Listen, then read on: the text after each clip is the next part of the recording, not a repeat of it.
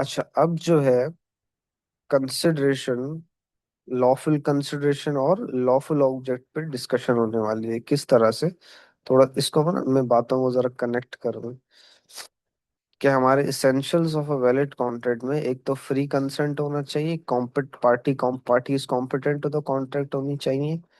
अच्छा, competent to the contract हमने देख लिया। अब हम देखने जा रहे हैं lawful consideration and lawful object. Free consent के ऊपर एक चैप्टर है अलग से, ठीक है, और agreements declared void by law पर भी एक चैप्टर है। ठीक है, तो अब हम पहले तो कॉम्पिटेंट टू द कॉन्ट्रैक्ट देख चुके हैं। पार्टीज कॉम्पिटेंट, कौन सी पार्टीज कॉम्पिटेंट होगी, कौन से पर्सन्स कॉम्पिटेंट होंगे। और अब हम देखने जा रहे हैं lawful consideration and lawful object.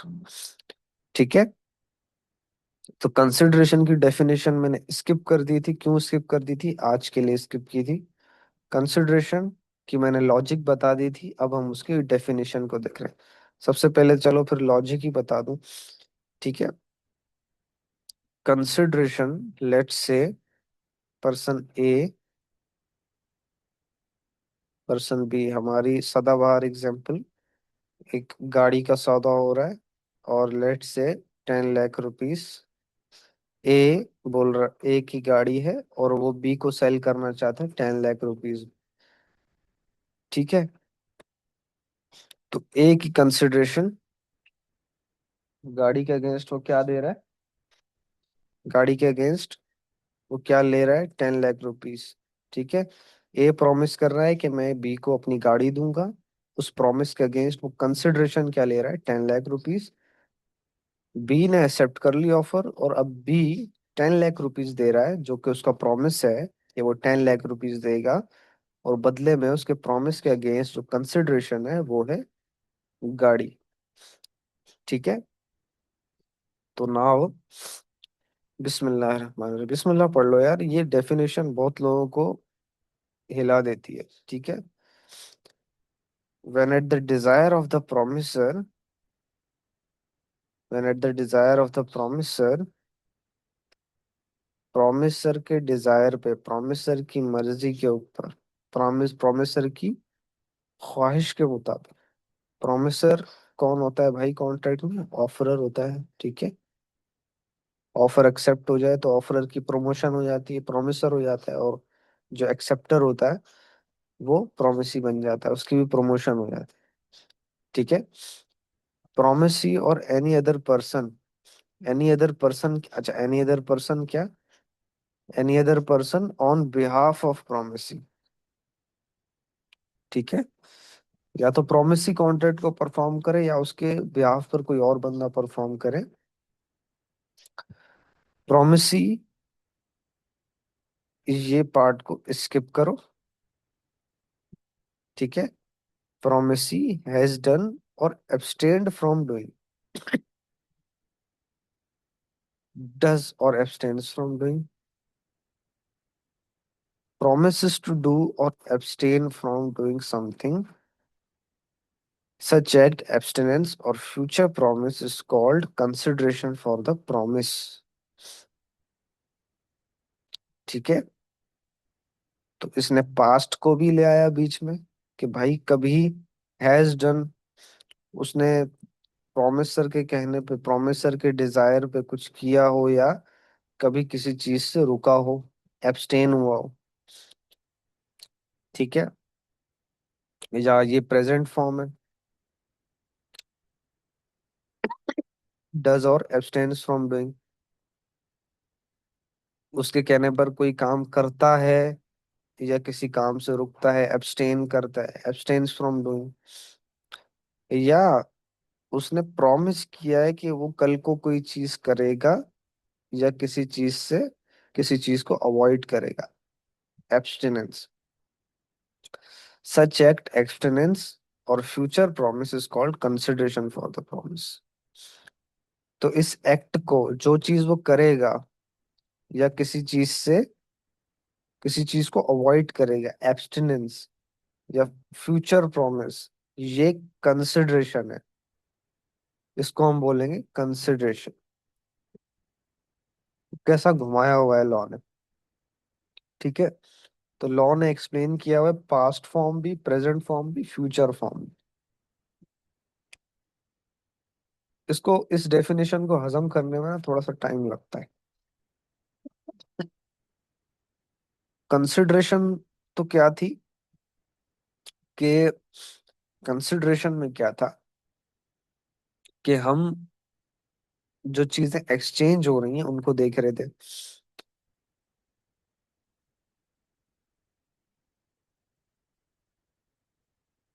और दोनों की कोई मॉनेटरी वैल्यू थी। गाड़ी की मॉनेटरी वैल्यू होगी ना, कोई ना कोई एसेट है ना, रिसोर्स, रिसोर्स की कोई मॉनेटरी वैल्यू होती है। और अगली साइड पे 10 लाख रुपीज थे, तो 10 लाख आपस है ही मनी, मॉनेटरी है, monetary asset, liquid asset. Sorry. Object क्या होता है? Object is the purpose of the transaction.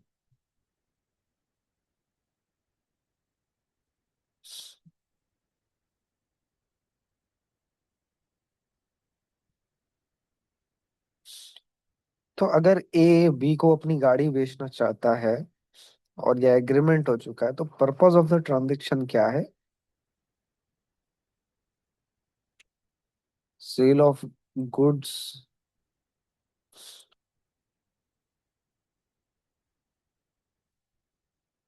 ठीक है, सेल ऑफ गुड्स। अच्छा, अब लॉफुल कंसिडरेशन का क्या सीन है कि लॉफुल कंसिडरेशन कब होगी, अनलॉफुल कब होगी? मैं एग्जांपल देता हूँ। फॉर एग्जांपल कि एक एग्रीमेंट होता है ए और बी के दरमियान। ठीक है, तो ए को अपनी गाड़ी बेचनी है बी को, और बी बदले में, गाड़ी के बदले में देगा 100 लीटर्स ऑफ वाइन। तो अब वाइन देखो, मॉनेटरी वैल्यू तो है वाइन की ना, मॉनेटरी वैल्यू तो होती है ना, एसेट है ना वाइन, कंज्यूमेबल प्रोडक्ट है। तो क्या अब कंसिडरेशन वैलिड है? देखा जाएगा आप किस मुल्क का, हम अभी पाकिस्तान की बात कर रहे हैं, तो पाकिस्तान में ये चीज वैलिड नहीं है।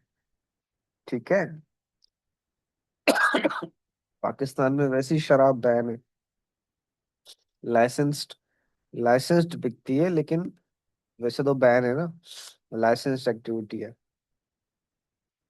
तो आप ऐसे किसी, कोई चीज खरीद नहीं सकते। शराब, भाई कोई चीज मैं खरीद रहा हूँ उसके बदले में शराब में दे सकता हूँ क्या उसको? नहीं ना। हाँ, अगर इधर वाइन की जगह फॉर एग्जांपल कोई जानवर हो, कोई लिविंग थिंग हो, कोई आर्ट पीस हो, तो उसकी ट्रांजैक्शन हो सकती है, बिल्कुल हो सकती है, लीगल है ना, लीगल कंसिडरेशन है, लॉफुल कंसिडरेशन। लेकिन शराब की बात आएगी तो लॉफुल कंसिडरेशन नहीं है, विस्की की बात आएगी लॉफुल कंसिडरेशन नहीं है।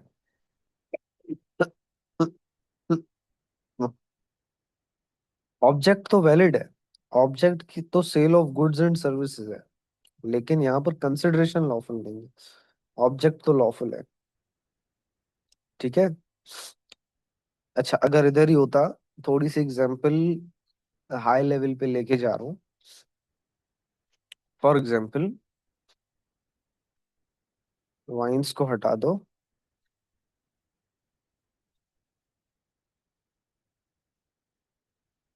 और हम बोलते हैं कि एक ही गाड़ी के बदले भी उसको दे रहा है, क्या दे रहा है? लेट से उसको ह्यूमंस दे रहा है, माइनर्स। एप्स्टीन फाइल्स तो चल रही है ना आजकल, एप्स्टीन फाइल्स तो फुल उरूज पर है, तो मैं उसके सेंस में एग्जांपल दे रहा हूँ। अच्छा, तो अब ऑब्जेक्ट क्या हो गया, पर्पस क्या हो गया ट्रांजैक्शन का? Sale of goods and services तो है, लेकिन ह्यूमन ट्रैफिकिंग भी आ गई ना बीच में। ठीक है, ह्यूमन ट्रैफिकिंग आ गई बीच में।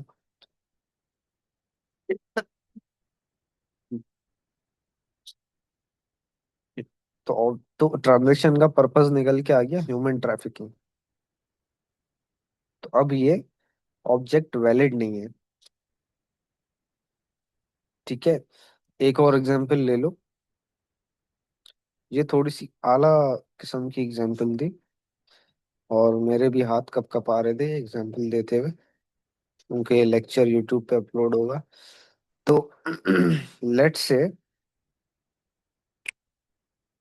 A has a lot of wheat. Wheat farmer है, ए फार्मर है और वो गंदुम बेचना चाह रहा है बी को। अब बी बोल रहा है कि मैं ये गंदुम तो खरीदूंगा, लेकिन इसको जखीरा करूंगा, स्टोर करूंगा। क्या करूंगा? स्टोर करूंगा।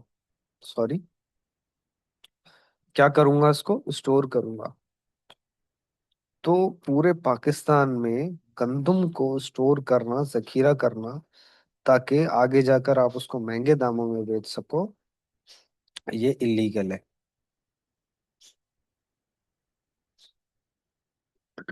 एक तो कंसिडरेशन भी लीगल हो गई।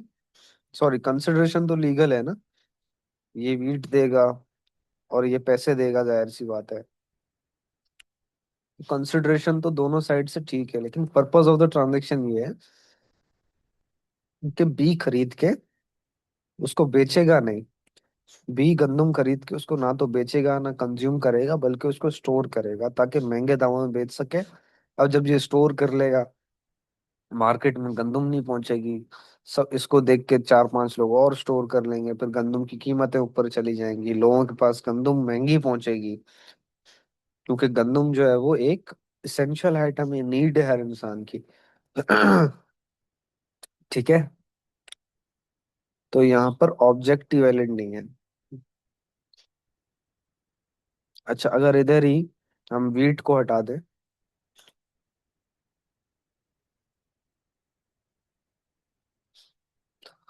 हम अगर इधर वीट को हटा के कोई फ्रूट ले आए, फॉर एग्जाम्पल लेट्स से बनाना।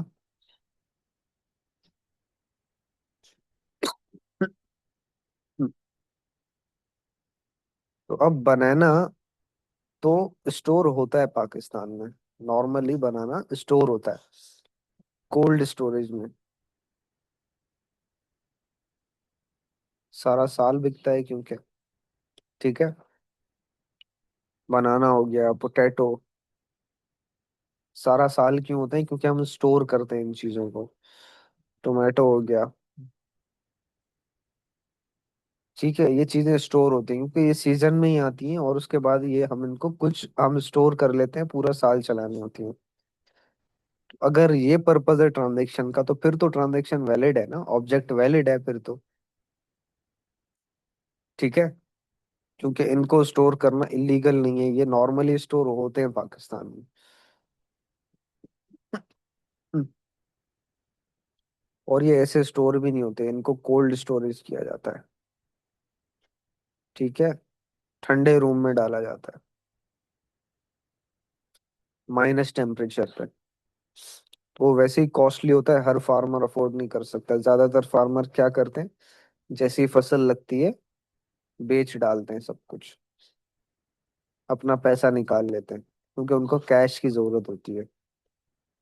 ठीक है, तो ये चीज बिल्कुल लीगल है। तो अब ऑब्जेक्ट जो है वो लीगल हो गया ट्रांजैक्शन का, पर्पस लीगल हो गया ट्रांजैक्शन का। ठीक है, अच्छा अब आ जाओ कि सर्कमस्टेंसेस वेयर कंसिडरेशन और object is considered unlawful. Sorry यार, थोड़ी सी तबीयत खराब है। तो it is forbidden by law, भाई लॉ नहीं मना कर दिया, फ्रॉडुलेंट है, फ्रॉड इन्वॉल्व है। ठीक है, फ्रॉड कैसे इन्वॉल्व है कि फॉर एग्जाम्पल मैं आलू खरीद रहा हूँ, और आलू बोरियों में, और मुझे ये बोला जा रहा है कि यार ये आलू लेट से पिंक वाला है यार, अब मुझे वो नहीं पता ना। मुझे एक बंदा पिंक बोल रहा है, कह रहे सारे पिंक वाले हैं, ठीक है, लाल आलू है। और बाद में मुझे पता चला कि यार वो ऊपर ऊपर से उसने लाल डाले हुए थे, अंदर सारे जो है वो ब्राउन थे, या दूसरी नस्ल के आलू थे। तो फ्रॉड हो गया। तो अब purpose of the transaction, A party का क्या था कि वो फ्रॉड करना, ठीक है, ज्यादा पैसे कमाना, ऑब्जेक्ट भी अनलॉफुल हो गया, कंसिडरेशन भी अनलॉफुल हो गई, कि कुछ बोल के कुछ ले रहा है।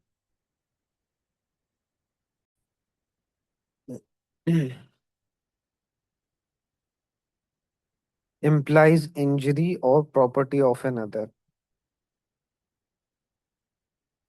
अच्छा, क्या हुआ था कि हमारी जो गांव में जमीन है ना, हमने क्या किया, हमने एक, जो बैम्बू फार्मर होता है ना, हमने उसको बोला यार हमें जो है बैम्बू लगाना है, हमारी जमीन है छोटी सी। तो हमने उसको बोला यार हमें बांस लगाना है, तो ये रियल लाइफ एग्जांपल है। तो उसने ये बोला कि यार आपकी जो जमीन है ना, उसके आसपास लोगों की गंदुम लगी हुई है, गंदुम लगी हुई है। तो अगर मैं बांस लगा देता हूँ, तो उससे क्या होगा, एक तो बांस फैलता है, उनकी जमीनों में फैल जाएगा, ठीक है। और वो जो आपके जमीन के आसपास जो जमीन होगी ना, वहां पर साया साया हो जाएगा और सनलाइट नहीं पहुंचेगी। बांस क्योंकि बहुत ऊंचा जाता है, ठीक है, तो वो कह रहा था सनलाइट नहीं पहुंचेगी, यहाँ पे जानवर आ जाएंगे। तो इस वजह से उसने हमें मना कर दिया। क्यों मना कर दिया? क्योंकि किसी की प्रॉपर्टी को नुकसान हो रहा था, ठीक है। तो रिसेंटली क्या हुआ कि बॉयज समझ जाएंगे इस चीज को। रिसेंटली जो कॉल ऑफ ड्यूटी गेम है, कॉल ऑफ ड्यूटी दुनिया की सबसे, आई थिंक, टॉप 5 गेम्स में आती है, टॉप 5 गेम्स फ्रेंचाइजेस, ठीक है। इसकी जो कंपनी थी, एक्टिविजन, एक्टिविजन ब्लिजर्ड, वो क्या कर रहा था, माइक्रोसॉफ्ट ने, एक्टिविजन और माइक्रोसॉफ्ट का एग्रीमेंट हो गया, और माइक्रोसॉफ्ट बाय कर रहा था एक्टिविजन को, बाय कर चुका होगा अभी तक, ठीक है। तो जब ये बात चली मार्केट के अंदर, तो जो प्ले स्टेशन है, उसने कहा, उसने ये कहा कि यार अगर ये कॉल ऑफ ड्यूटी इसके पास चली गई, एक्टिविजन इसके पास चली गई, तो इस कंपनी की जितनी गेम्स हैं, वो माइक्रोसॉफ्ट अपने एक्सबॉक्स पे ले जाएगा, और वो प्ले स्टेशन पे नहीं चलेंगी। जिस तरह प्ले स्टेशन की कुछ एक्सक्लूसिव गेम्स होती हैं वो एक्सबॉक्स पे नहीं चलती, इसी तरह से एक्सबॉक्स की भी एक्सक्लूसिव गेम्स होती हैं जो प्ले स्टेशन पे नहीं चलती। तो उन्होंने ये बोला, कल को अगर माइक्रोसॉफ्ट ये बोले कि ये कॉल ऑफ ड्यूटी या और भी की बहुत सारी गेम्स हैं, वो हम अब सिर्फ अपने कंसोल के लिए एक्सक्लूसिव कर रहे हैं, सिर्फ एक्सबॉक्स पे आएंगी और कहीं नहीं आएंगी, फिर तो प्ले स्टेशन को नुकसान है, ठीक है। तो ये बात जो है वो कोर्ट में गई, और ये बहुत लंबा एक लीगल केस चला। और फिर बाद में माइक्रोसॉफ्ट ने ये चीज अश्योर की कि वो जितनी भी गेम्स होंगी एक्टिविजन की, उनको प्ले स्टेशन पर भी लॉन्च करेगा। ठीक है। तो ये एक रियल लाइफ एग्जांपल थी, ये ज्यादा पुरानी बात नहीं है, साल पुरानी बात है, ठीक है।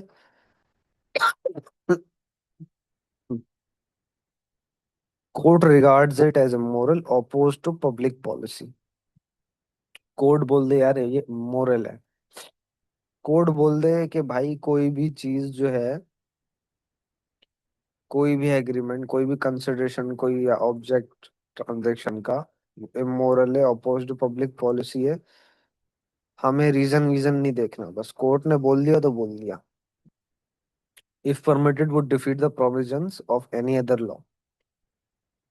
भाई अगर एक ट्रांजैक्शन परमिट कर दी लॉ ने, ठीक है, तो वो दूसरे लॉ को ब्रीच कर देगी। दूसरे लॉ, फॉर एग्जांपल कोई ऐसी ट्रांजैक्शन है जो स्टेट बैंक के लॉ को, स्टेट बैंक का लॉ है या कोई भी और लॉ है, स्टेट बैंक का लॉ है, एक्साइज एक्ट है, टैक्स ऑर्डिनेंस है।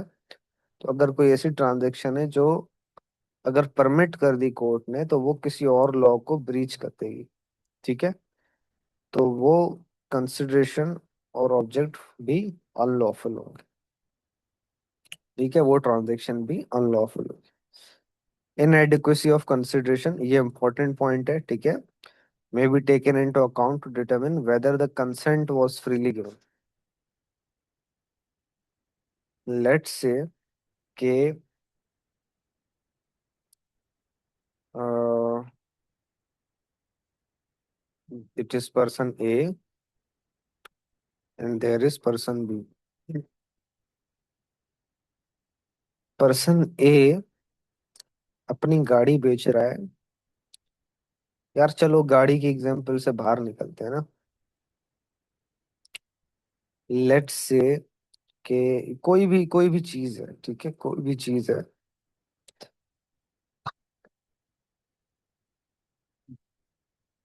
जिसकी market value let's say 1 lakh rupees है, और बी उसको पे कर रहा है उसी चीज के 10 लाख रुपीज।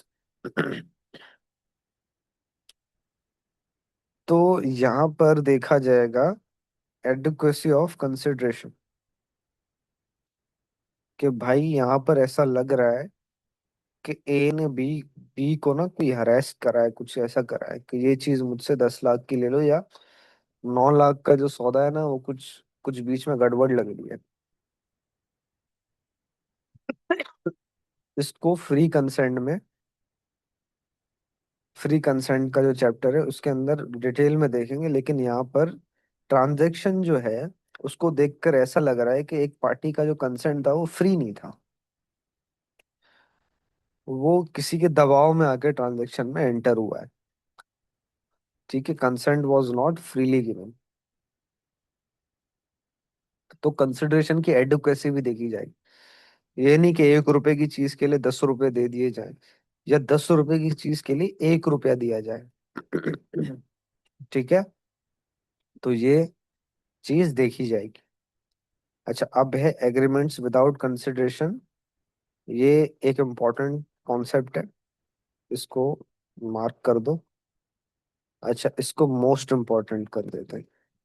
कुछ टॉपिक्स को इम्पोर्टेंट करेंगे, कुछ टॉपिक्स को मोस्ट इम्पोर्टेंट करेंगे।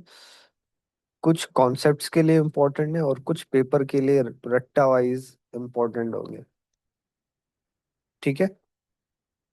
सो इस क्लास को यहाँ पर एंड करते हैं, गला भी खराब है। तो अगली क्लास में हम देखेंगे एग्रीमेंट्स विदाउट कंसिडरेशन, ठीक है। तो ये जो मैं बात कर रहा था ना, कि कुछ एग्रीमेंट्स में एक कंसिडरेशन होगा, किसी में दो होंगी। वैसे नॉर्मली तो एग्रीमेंट में दो कंसिडरेशंस होती हैं, एक पार्टी कुछ प्रोवाइड करती है, दूसरी पार्टी कुछ प्रोवाइड करती है, लेकिन कुछ एग्रीमेंट्स होते हैं जिनमें सिर्फ एक कंसिडरेशन होती है। तो ये वो वाले एग्रीमेंट्स हैं, तो इनको हम अगली क्लास में देखेंगे।